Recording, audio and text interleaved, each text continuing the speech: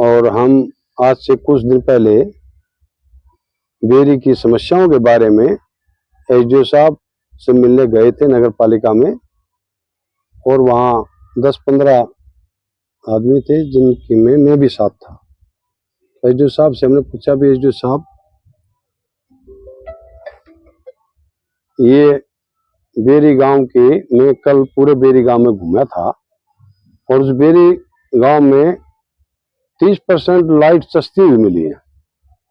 और 70% जो लाइट है वो बिल्कुल कोई खराब है, कोई टूटा हुआ है। तो इनके बारे में आपने क्या सोचा है?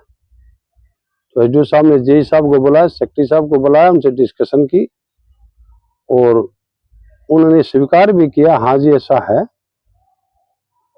और अब आगे के लिए बताओ जी इनका कैसे क्या समाधान होगा। उन्होंने आश्वासन दिया था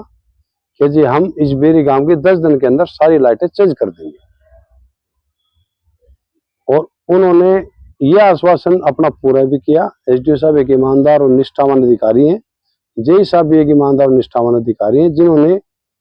हमारी बात सुनकर तजव्वुज दी और पूरे बेरी गांव की 90% लाइटें जो खराब थी वो चेंज कर दी, जहां नहीं थी वहां नहीं लगा दी, और 10% जो लाइटें हैं जिनके पाइप नहीं थे, एसडीओ साहब ने कहा जी वो पाइपें मंगवा रखे हैं, पाइप आने के बाद वो भी सारी बदल दी जाएंगी। इसलिए हम एसडीओ साहब का बहुत बहुत धन्यवाद करते हैं और आप लोगों का भी धन्यवाद करते हैं जो आप कवरेज देते हैं ताकि इस समाज के काम हो सके। डीएसपी साहब, बेरी में और विकास हो, आगे की आपकी क्या रणनीति रहेगी? बस बेरी में हम तो ये चाहते हैं ज्यादा से ज्यादा विकास हो, और उसके बाद हम पंडित भगवतदास जी की मूर्ति पे 26 जनवरी वाले दिन फूला माला अर्पण करने गए थे। 36 बिरादरी के आदमी ने फूल माला अर्पण करने के बाद सेक्रेटरी साहब से मैं मिला था खुद, और सेक्रेटरी साहब ने से कहा कि सेक्रेटरी साहब ये लाइटों का तो बहुत अच्छा काम हो गया, अब आगे इस गांव के अंदर पूरी नालियां, पूरे नाले ब्लॉकेज हैं, इसके बारे में आप क्या करने जा रहे हो?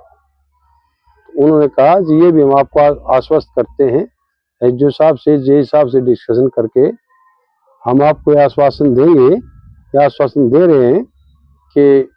मशीनें मंगवा के अगर कोई कम रही या लेबर कम है तो लेबर लगा के तो 15 दिन में पूरा बेरी गांव की नालियों की, नालों की साफ सफाई करने का काम करेंगे। मैंने उनका धन्यवाद